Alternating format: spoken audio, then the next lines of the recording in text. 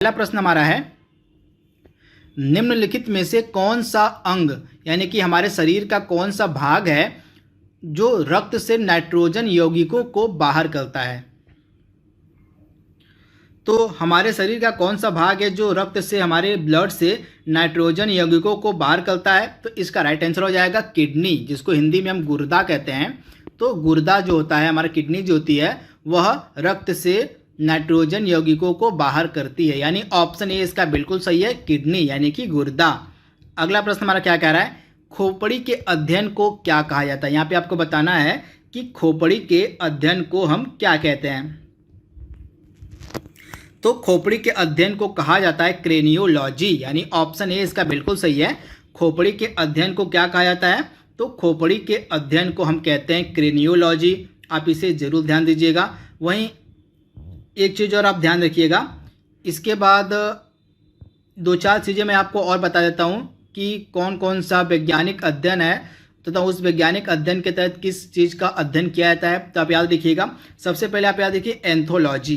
तो एंथोलॉजी के अंतर्गत किसका अध्ययन किया जाता है, तो एंथोलॉजी जो होता है इसके अंतर्गत अध्ययन किया जाता है फूलों का। किसका, तो एंथोलॉजी के अंतर्गत जो है फूलों का अध्ययन किया जाता है। उसके बाद एक होता है ऑथिलॉजी। क्या होता है, तो एक होता है ऑथिलॉजी। तो ऑथिलॉजी के अंतर्गत जो होता है जोड़ों का।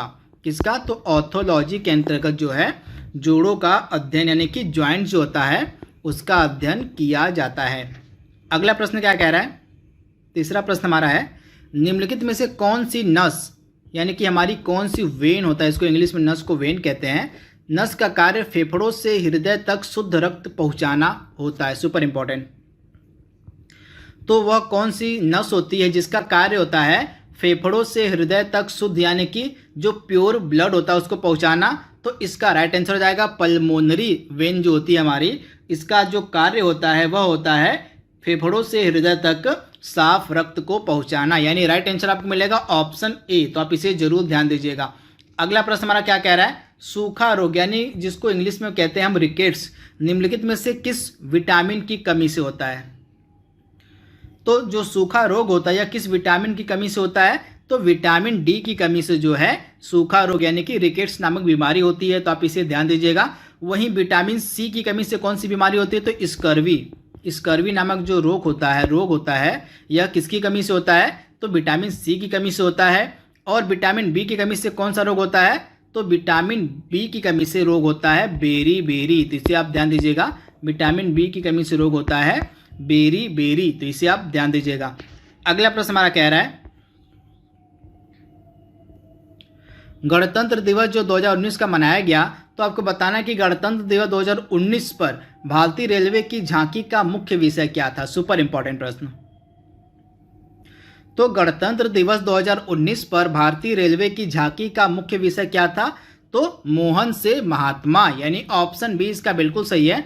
2019 का जो हमारा रिपब्लिक डे मनाया गया था उसमें भारतीय रेलवे की झांकी का जो मुख्य विषय था यह था मोहन से महात्मा, यानी ऑप्शन बी इसका बिल्कुल सही है।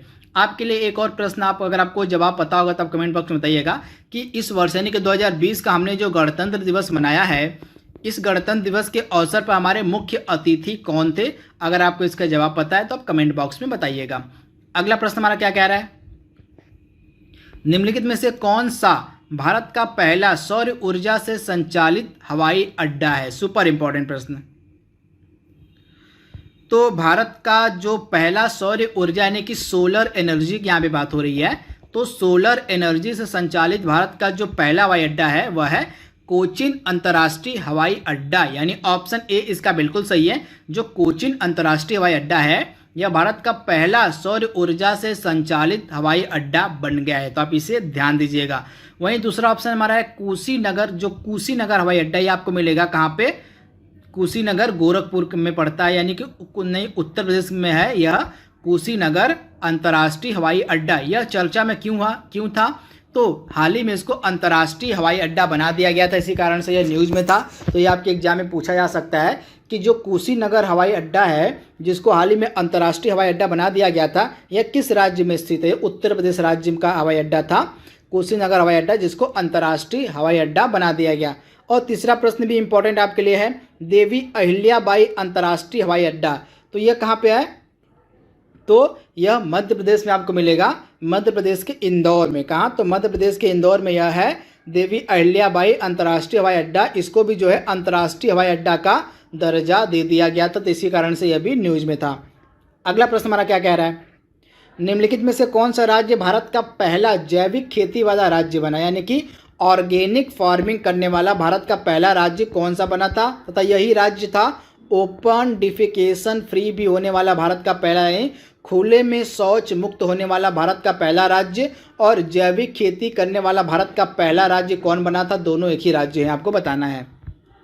तो ऑर्गेनिक कृषि और ओपन डिफिकेशन फ्री यानी कि खुले में शौच मुक्त होने वाला जो पहला राज्य था यह था सिक्किम, यानी ऑप्शन बी इसका बिल्कुल सही है। भारत का पहला जैविक खेती वाला राज्य भी सिक्किम है, और खुले में शौच मुक्त होने वाला भारत का पहला राज्य भी सिक्किम था। अगला प्रश्न हमारा क्या कह रहा है, निम्नलिखित में से कौन मतलब किस देश ने डिजिटल मुद्रा अरब लॉन्च की है। सुपर इंपॉर्टेंट प्रश्न। तो किस देश के द्वारा जो डिजिटल मुद्रा अरब है वह अबर लॉन्च की गई है। तो जो डिजिटल मुद्रा अबर है यह लॉन्च की है यूएई ने, यानी कि संयुक्त अरब अमीरात के द्वारा जो है एक डिजिटल मुद्रा लॉन्च की गई है अबर नाम से। तो आप इसे याद रखिएगा। संयुक्त अरब अमीरात की राजधानी क्या है? Abu Dhabi. क्या है? तो अबू धाबी जो है संयुक्त अरब अमीरात की राजधानी है, तथा यूएई में ही 2020 का आईपीएल का आयोजन भी किया जा रहा है। अगला प्रश्न हमारा क्या कह रहा है, निम्नलिखित में से कौन सा रासायनिक तत्वों की आवर्ती सारणी का अंतर्राष्ट्रीय वर्ष है। आपको बताना है कि निम्नलिखित में से दिए गए वर्षों में से कौन सा वर्ष जो है रासायनिक तत्वों की आवर्त सारणी का अंतर्राष्ट्रीय वर्ष है। तो इसका राइट आंसर आपको मिलेगा 2019 जो है रासायनिक तत्वों की आवर्त सारणी का जो है अंतर्राष्ट्रीय वर्ष है। तो आप इसे याद रखिएगा। 2019 में जो है इसकी 150वीं वर्षगांठ मनाई गई, इसी कारण से यह न्यूज में था। यानी कि 2019 में रासायनिक तत्वों की जो आवर्त सारणी थी उसका 150वां वर्षगांठ मनाया गया 2019 में। अगला प्रश्न हमारा क्या कह रहा है, निम्नलिखित में से किसे एबेल पुरस्कार 2019 दिया गया। यह मैथ का नोबेल पुरस्कार भी इसको कहा जाता है, आप याद रखिएगा। मैथमेटिक्स यानी कि मैथ का इसको नोबेल पुरस्कार भी कहा जाता है, एबेल पुरस्कार को। तो आपको बताना है कि 2019 का जो एबेल पुरस्कार था यह किसको दिया गया था। तो 2019 का जो पुरस्कार था एबेल पुरस्कार यह दिया गया था करेन उहलेबेन को। किसको? करेन उहलेनबेक को। तो इसे आप याद रखिएगा। 2019 का जो एबेल पुरस्कार था यह दिया गया था करेन उहलेनबेक को, और 2020 का जो एबेल पुरस्कार है 2 लोगों को दिया गया। ये 2 नाम मैंने यहाँ पे अपलोड किए हुए हैं। ये 2 नाम है हिलेल फुरस्टेनबर्ग और ग्रेगरी मार्गुलिस। ये 2 लोग हैं जिनको संयुक्त रूप से 2020 का एबेल पुरस्कार दिया गया। तो दोनों आपको याद रखना है, 2019 का किसको दिया गया है और 2020 का किसको दिया गया। 2019 का दिया गया है करेन उहलेनबेक को, और 2020 का 2 लोगों को दिया गया है हिलेन फुरस्टेनबर्ग और ग्रेगरी मार्गुलिस को। तो आप याद रखिएगा। अगला प्रश्न हमारा क्या कह रहा है, 200 अंतर्राष्ट्रीय मतलब 200 एक दिवसीय मैच खेलने वाली पहली महिला क्रिकेटर कौन है। तो इसका राइट आंसर हो जाएगा भारत की एक दिवसीय अंतर्राष्ट्रीय कप्तान जो हमारी थी मिथाली राज। ये 200 एक दिवसीय मैच खेलने वाली पहली महिला क्रिकेटर बनी है। तो आप इसे याद रखिएगा। ऑप्शन जो इसका सी है बिल्कुल सही है, मिथाली राज। अगला प्रश्न हमारा है, हाल ही में एकल आपातकालीन नंबर लॉन्च करने वाला देश का पहला राज्य कौन बना है। तो एकल आपातकालीन नंबर यानी कि इसका है नंबर कौन सा 112 यानी कि 112। इस नंबर को लॉन्च किसने किया था, तो हिमाचल प्रदेश, यानी ऑप्शन बी इसका बिल्कुल सही है, हिमाचल प्रदेश इसका राइट आंसर हो जाएगा। 13वां प्रश्न हमारा क्या कह रहा है, हाल ही में किस देश ने सियामी मछली को अपने राष्ट्रीय जलीय जानवर के रूप में नामित किया। सुपर इंपॉर्टेंट प्रश्न, जल्दी से जवाब दीजिए इसका। तो वह कौन सा देश है जिसके द्वारा सियामी मछली को अपने राष्ट्रीय जलीय जानवर के रूप में नामित किया गया है। तो वह देश है थाईलैंड, यानी ऑप्शन ए इसका बिल्कुल सही है। थाईलैंड वह देश है जिसने सियामी मछली को अपने राष्ट्रीय जलीय जीव के रूप में नामित किया है। तो इसका राइट आंसर आपको मिलेगा थाईलैंड। अगला इंपॉर्टेंट प्रश्न हमारा, विटीकल्चर का संबंध किससे है। तो विटीकल्चर का संबंध किससे होता है, तो यहाँ पे दिए गए चारों ऑप्शंस गलत हैं। विटीकल्चर का संबंध होता है अंगूर की खेती से। किसके? तो अंगूर की खेती से संबंधित होता है विटीकल्चर, यानी इसका राइट आंसर आपको मिलेगा अंगूर की खेती। अगला प्रश्न हमारा है, म्यांमार देश अपना स्वतंत्रता दिवस कब मनाता है? तो म्यांमार देश, जिसका मतलब जो पुराना नाम था बर्मा नाम था, यह अपना स्वतंत्रता दिवस कब मनाता है? तो प्रत्येक 4 जनवरी के दिन जो है म्यांमार के द्वारा उसका स्वतंत्रता दिवस मनाया जाता है। तो राइट आंसर आपको मिलेगा ऑप्शन ए, आप इसे ध्यान दीजिएगा। अगला है, विश्व ब्रेल दिवस कब मनाया जाता है? तो प्रतिवर्ष जो है विश्व ब्रेल दिवस मनाया जाता है 4 जनवरी के दिन। तो इसका भी राइट आंसर हो जाएगा 4 जनवरी, यानी ऑप्शन ए इसका बिल्कुल सही है। अगला प्रश्न हमारा है, किसी भी उच्च न्यायालय की पहली महिला न्यायाधीश कौन बनी थी? तो किसी भी उच्च न्यायालय की जो पहली महिला न्यायाधीश है वह बनी थी अन्ना चांडी, यानी ऑप्शन जो इसका ए है बिल्कुल सही है। किसी भी हाई कोर्ट की यानी कि किसी भी उच्च न्यायालय की जो पहली महिला न्यायाधीश बनी थी वह बनी थी अन्ना चांडी, यानी ऑप्शन ए इसका बिल्कुल सही है, अन्ना चांडी। और सुप्रीम कोर्ट की अगर हम बात करें तो भारत के सर्वोच्च न्यायालय की जो न्यायाधीश बनने वाली पहली महिला न्यायाधीश थी वो थी फातिमा बीबी थी। इसे भी आप याद रखिएगा, सुप्रीम कोर्ट की न्यायाधीश बनने वाली पहली महिला कौन थी भारत की? फातिमा बीबी। और हाई कोर्ट की कौन थी? तो अन्ना चांडी। तो दोनों नाम आपके लिए इंपॉर्टेंट है। इसके बाद तीसरा जो ऑप्शन हमारा मीरा कुमार का, यह कौन थी? तो पहली महिला लोकसभा स्पीकर थी। क्या थी? तो पहली महिला लोकसभा स्पीकर बनी थी मीरा कुमार। तो इसे भी आप ध्यान दीजिएगा। अगला प्रश्न हमारा है, स्टैच्यू ऑफ यूनिटी का जो निर्माण है किस राज्य में किया गया है? सुपर इंपॉर्टेंट प्रश्न। तो स्टैच्यू ऑफ यूनिटी का निर्माण किस राज्य में किया गया है? तो गुजरात में, यानी ऑप्शन ए इसका बिल्कुल सही है। गुजरात में नर्मदा नदी के किनारे, आप याद रखिएगा, नर्मदा नदी के किनारे एक गांव है खेवड़िया गांव। कौन सा गांव है? तो खेवड़िया नामक गांव है। यहीं पे जो है स्टैच्यू ऑफ यूनिटी का निर्माण किया गया तथा यह प्रतिमा किसकी है?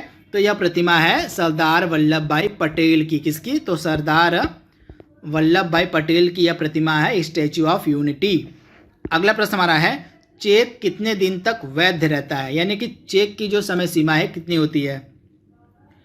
तो चेक की समय सीमा होती है लगभग 3 महीने, यानी कि 3 महीने का मतलब आपका हो गया 90 दिन, यानी ऑप्शन बी इसका बिल्कुल सही है, 90 दिन। तो आप इसे ध्यान दीजिएगा, ऑप्शन बी यानी कि 90 दिन।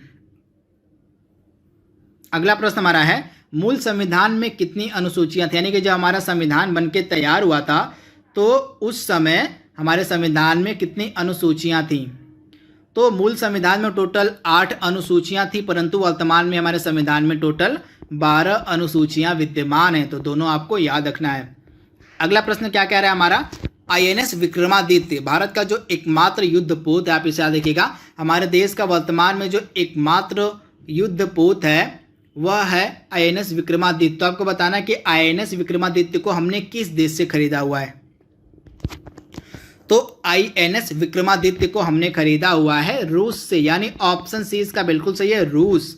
अगला प्रश्न हमारा क्या कह रहा है, इंदिरा गांधी के द्वारा निम्न में से किस वर्ष में राष्ट्रीय आपातकाल लगाया गया था? तो इंदिरा गांधी के द्वारा जो राष्ट्रीय आपातकाल है, नेशनल इमरजेंसी, यह कब लगाई गई थी? तो 1975 ईस्वी में। उस समय यह भारत की क्या थी? तो भारत की प्रधानमंत्री थी जब इन्होंने आपातकाल लगाया था 1975 में। अगला प्रश्न हमारा क्या कह रहा है, निम्नलिखित में से किसके द्वारा मुगल साम्राज्य की स्थापना की गई? तो मुगल साम्राज्य की जो स्थापना है किसके द्वारा की गई थी? तो बाबर के द्वारा। किसके द्वारा? तो बाबर के द्वारा 1526 ईस्वी में जो है किसकी स्थापना की गई थी? तो मुगल साम्राज्य की स्थापना की गई थी। तो आप इसे याद रखिएगा। तथा मुगल साम्राज्य का अंतिम शासक कौन था? तो बहादुर शाह द्वितीय जो था मुगल साम्राज्य का अंतिम शासक था। अगला प्रश्न हमारा क्या कह रहा है, गोल्डमैन पुरस्कार का संबंध किससे है? तो गोल्डमैन पुरस्कार का संबंध किससे है? तो पर्यावरण यानी कि वातावरण, यानी ऑप्शन ए इसका बिल्कुल सही, गोल्डमैन पुरस्कार का जो संबंध है यह वातावरण से है। अगला प्रश्न हमारा क्या कह रहा है, महात्मा बुद्ध के द्वारा दिया गया जो प्रथम उपदेश था, जिनका जो प्रथम उपदेश कहाँ दिया गया था? आप याद रखिए, सारनाथ में महात्मा गांधी के मतलब महात्मा बुद्ध ने अपना प्रथम उपदेश दिया था। तो आपको बताना है कि इनके प्रथम उपदेश को किस नाम से जाना जाता है? तो महात्मा बुद्ध के द्वारा जो प्रथम उपदेश दिया गया था इसको किस नाम से जानते हैं? तो धर्म चक्र प्रवर्तन, यानी ऑप्शन ए इसका बिल्कुल सही है। महात्मा बुद्ध के द्वारा दिया गया जो प्रथम उपदेश था इसको धर्म चक्र प्रवर्तन के नाम से जाना जाता है तथा इन्होंने अपना जो प्रथम उपदेश था यह वाराणसी के सारनाथ में दिया था। अगला प्रश्न हमारा क्या कह रहा है? निम्नलिखित में से किसका दरबारी कवि अमीर खुसरो था? सुपर इंपॉर्टेंट प्रश्न। तो अमीर खुसरो किसका दरबारी कवि था? तो अमीर खुसरो जो था यह अलाउद्दीन खिलजी का दरबारी कवि था, यानी ऑप्शन ए इसका बिल्कुल सही है, अलाउद्दीन खिलजी। अगला प्रश्न हमारा क्या कह रहा है? जनगणना 2001 के आंकड़ों के अनुसार आपको बताना है कि भारत की जो कुल लिटरेसी रेट है यानी कि कुल साक्षरता दर है वह कितनी है। तो 2011 की जनगणना के अनुसार भारत की जो कुल साक्षरता दर थी यह कितनी थी? 74 दशमलव कितनी? तो 74.04%। यहाँ पे 04 होगा।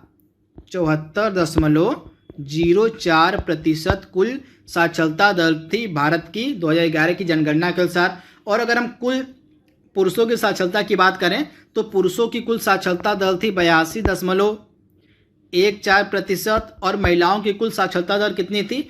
तो 65.46%। तो ये डेटा आपको मैं बता रहा हूँ 2011 के सेंसस के अनुसार। कुल भारत की साक्षरता दर थी 74.04% और कुल भारत में पुरुषों की साक्षरता दर कितनी है? 82.14% और महिलाओं की 65.46%। इसे आप ध्यान दीजिएगा। आपको बताना है लेबनान की राजधानी क्या है।